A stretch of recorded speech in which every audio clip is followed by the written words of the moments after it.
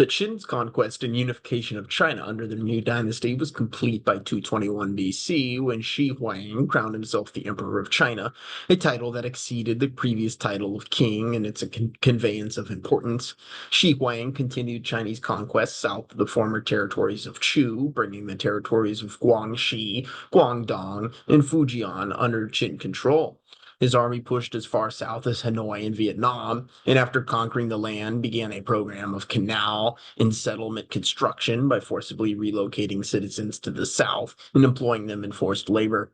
While the Qin focused on expanding south, they did have limited attempts to push their influence north by pushing into the Ordos region and try to conquer the Xiongnu people there to convert them from nomadic hunter-gatherers to farmers. The attempts failed, and Qin control was largely absent in the hilly frontier of Ordos, abandoning the area and instead erecting a long series of fortifications to keep out the Xiongnu, which would serve as the foundation for the Great Wall, although these original walls would later be destroyed.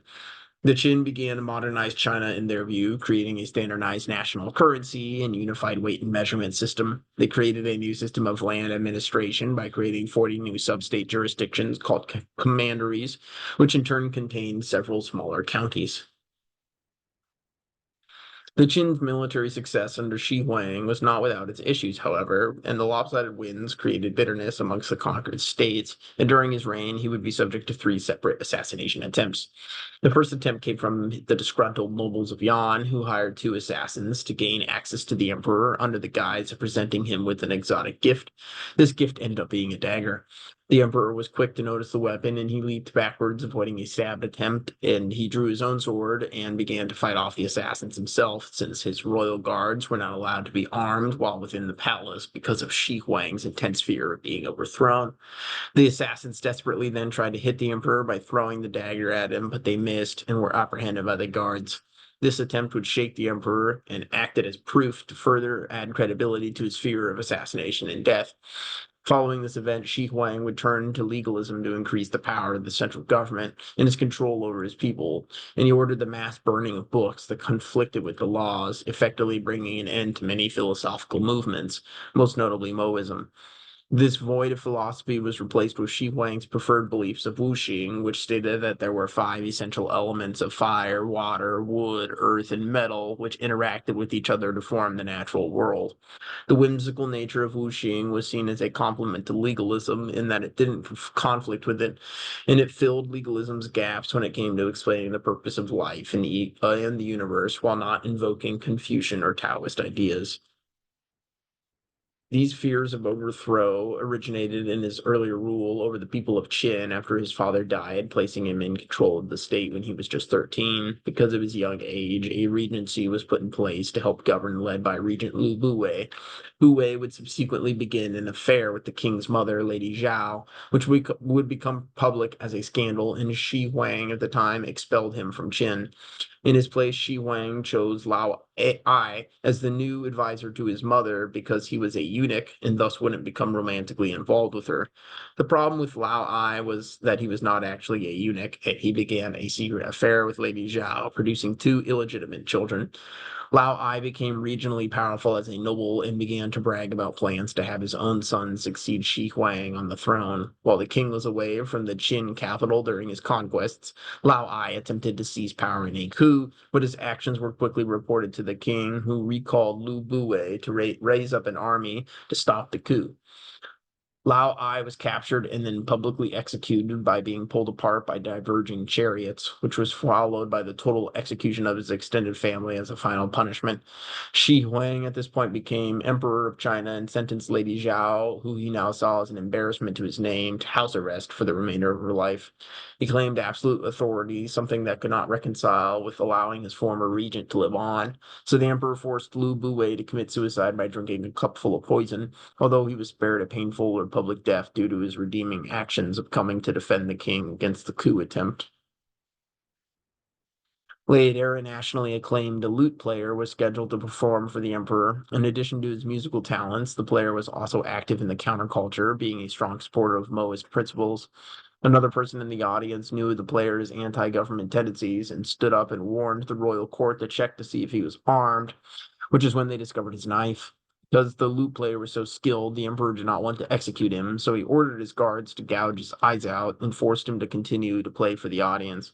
The performance was spectacular, and the emperor invited the lute player to come closer to the front stage, which he took this as an opportunity to violently begin swinging his lute around as a weapon, desperately trying to strike the emperor, but couldn't reach him because he was now blind and couldn't land an accurate blow. The emperor discovered that the lute player had loaded lead into one end of the lute to make it heavier and more lethal. The lute player was then executed on the spot. This second attack would influence the emperor to seize all the bronze weaponry from the various states to disarm them, and he had them melted down and created into statues of himself instead. The statues would be placed in and around an enormous mausoleum that Shi Huang was having built that would eventually serve as his grave when he would die. It was the surrounding tombs around his central mausoleum that would become one of the most famous archaeological sites in Chinese history when it was discovered in 1974 by local farmers who discovered it contained 8,000 terracotta busts of soldiers representing the army of the emperor and who would guard his body in the afterlife. A third and final assassination attempt would occur after the Qin conquered Han, angering a pair of locals who attempted to kill the emperor by smashing his carriage with a large metal projectile when he passed through the conquered Han territory. But the paranoid emperor traveled with two carriages, and the assassins had inadvertently attacked the decoy carriage, although they were able to escape and never were caught. As Shi Huang neared the end of his life, he became increasingly obsessed with avoiding death in order to launch a large corps to explore the islands east of the mainland in an effort to find the legendary elixir of life. The explorers never found the elixir, and instead of returning to face the wrath of the emperor, they decided to land on the island of Japan and beginning Chinese settlements there. In 211 BC, a large meteorite landed near the Yellow River, and an unknown local farmer took the liberty to approach the meteor and etch a message into the rock saying the first emperor of China would be killed and have his lands divided. When the emperor heard of the message, he sent an envoy to the region to find the culprit, and since no evidence existed that could help indicate who wrote the message, all the local farmers were executed. Increasingly desperate, the emperor began joining the exhibitions across the Chinese interior in search of the elixir. The stress of the travels weakened the emperor's health, and his alchemists created an emergency tonic made of mercury to cure him, but which instead caused his death in 210 BC. Upon his death, his royal chancellor Li Si thought that news of the emperor's death could cause rebellions across the empire, so he initially kept it a secret. This was because Li Si and the other head advisors did not trust the emperor's eldest son Fusu to succeed him because they believed Fusu was too aligned with the Qin army, a powerful entity that was often at odds with the rest of the administration over securing the emperor's favor. Not knowing that his father was dead, Li Si forged a letter from Shi Huang to Fusu commanding him to commit suicide due to an apparent impending collapse of the empire. The plan miraculously worked, and after Fusu committed suicide, the death of the emperor was published, and he was followed by his younger son Urshi. Li Si and his co-conspirator Zhao Gao, an esteemed eunuch, had preferred Urshi as emperor because they thought of him as incompetent, and therefore he would be easy to control as a puppet.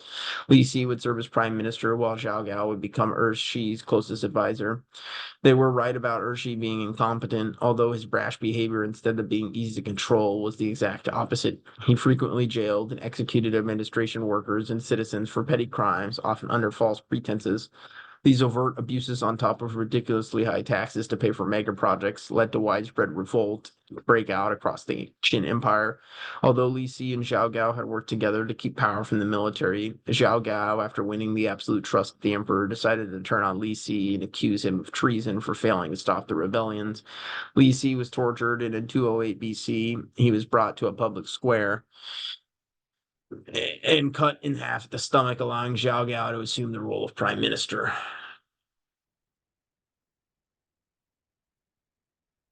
Zhao Gao would continue to use mental manipulation on Emperor Shi, accusing any minister that was suspicious of Zhao Gao's intentions of being an enemy of the emperor who should be executed.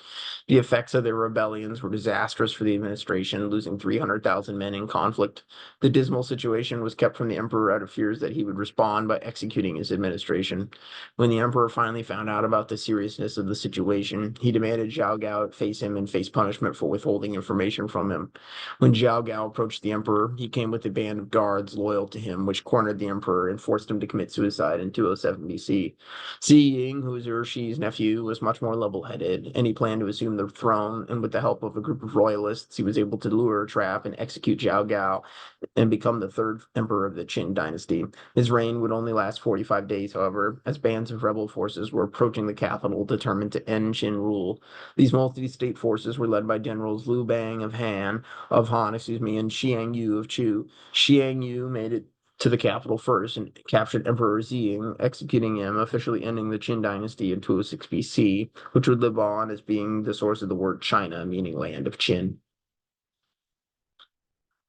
Following the fall of the Qin, a power vacuum existed, and a civil war broke out between the Han and Chu under the leadership of their powerful generals known as the Chu-Han War. Xiang Yu held nominal power because he occupied the previous Qin capital and decided to begin instituting policies as if he was emperor, proclaiming the creation of 18 kingdoms, which would all be under his control.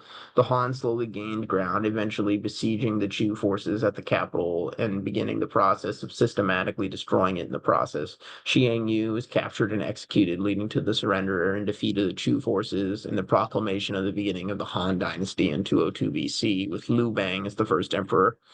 Liu Bang worked briskly to reduce taxes and practiced of forced labor and removed restrictions on Confucianism in an effort to improve relations with the people.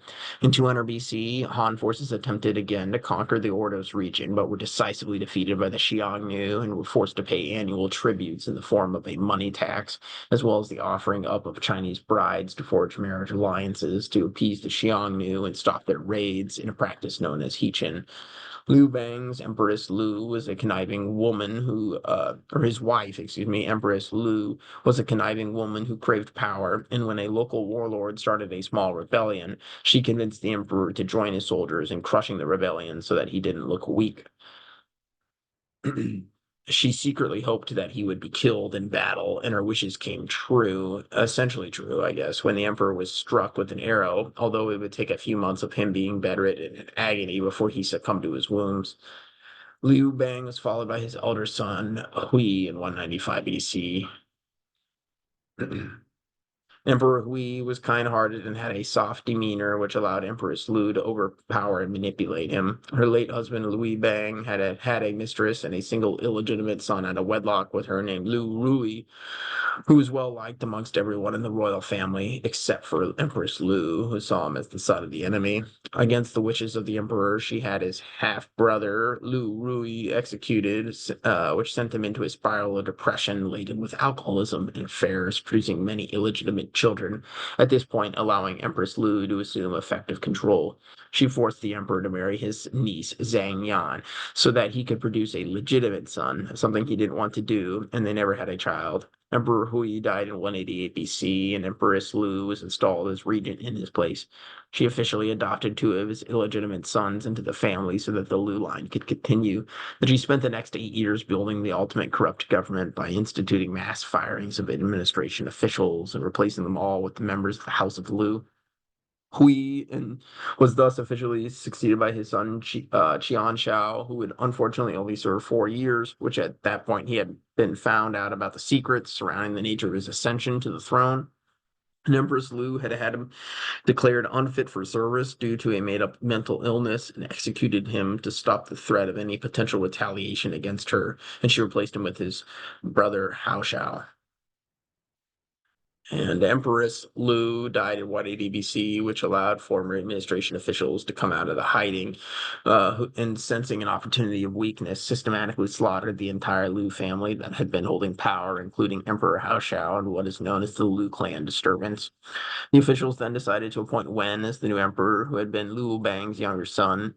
Wen was a popular leader who positioned himself as the emperor for the people. He reduced fines and replaced the 5 punishments with whipping, which was seen as less cruel, and ended requirements of minted currency, allowing any citizen with access to copper or tin to produce their own money, and carried himself with great humility. Wen died in 157 BC and was followed by his son Jing. Jing largely continued the lax policies of his father, with the one exception being a plan to rein in the multitude of regional currencies that had come about because of Wen's policies, and which were consequently destroying the empire's finances. Jing's efforts to take back power from the state governments caused a rebellion known as the Rebellion of the Seven States in 154 BC. Jing defeated the rebels with capable General Zhou Yafu in command and then removed the state's powers to create local currencies or laws, greatly centralizing government control. After numerous failed attempts, it was discovered that the emperor's wife, Empress Bo, was infertile. Jing, wanting a son, deposed and divorced her in 151 BC and instead married Empress Xiaojing, who produced him his son Wu. The end of Jing's reign was marred with a shameful incident that involved the persecution of Zhou Yufu, including false accusations of treason due to a few minor instances where he disagreed with the royal family, stemming from a stint that he served as prime minister following his military service. Zhou Yufu, at the time of his arrest, was elderly and already preparing for his funeral. The dishonor of the situation led Zhou Yufu to commit suicide while in jail, tainting an otherwise successful administration. Jing would die in 141 BC and be followed by his son Wu. Under Emperor Wu, Imperial China experienced its greatest territorial expansion, pushing all the way north and east to Korea, south to Vietnam, and finally conquering the Ordos region, pushing the Xiongnu west into the Tarim Basin, which consisted largely of the unsavory Taklamakan Desert. The opening up of the Ordos region allowed the Han to establish the initial routes of the Silk Road as they stretched out to Central Asia. Emperor Wu set up a hybrid system of government which mixed the principles of legalism and Confucianism to create a prosperous society while being tolerant of the spiritual aspects of Taoism. Wu was married to Empress Wei Zifu, with whom he had a son Liu Zhu, who was expected to succeed his father on the throne.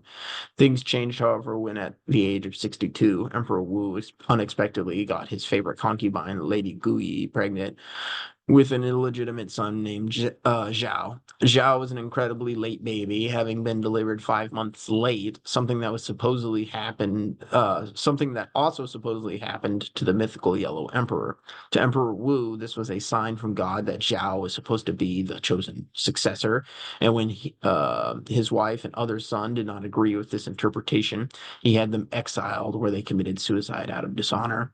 When Emperor Wu died in 87 BC, he was followed by his son Zhao.